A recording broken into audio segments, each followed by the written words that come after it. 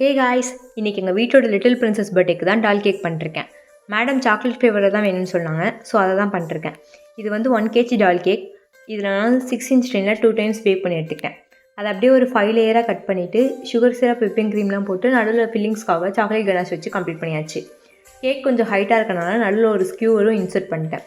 இதில் டாஸ்க்கே வந்துட்டு அந்த ஃப்ராக் ஷேப் கொண்டு வரது தான். கீழே இருக்க 2 லேயரை டிஸ்டர்ப் பண்ணாமல் மேலே இருக்க 3 லேயரில் மட்டும் கொஞ்சம் சைட்ஸை வந்து கட் பண்ணிக்கிட்டேன்.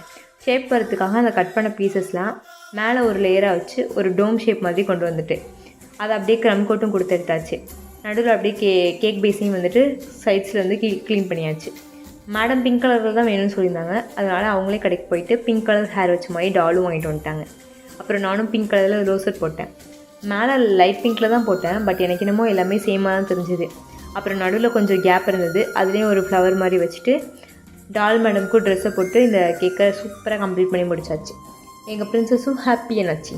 இந்த மாதிரி வீடியோஸ் பார்க்க மறக்காம நம்ம சேனலில் லைக், ஷேர், கமெண்ட் பண்ணி சப்ஸ்கிரைப் பண்ணிக்கோங்க. See you from another good content. Bye.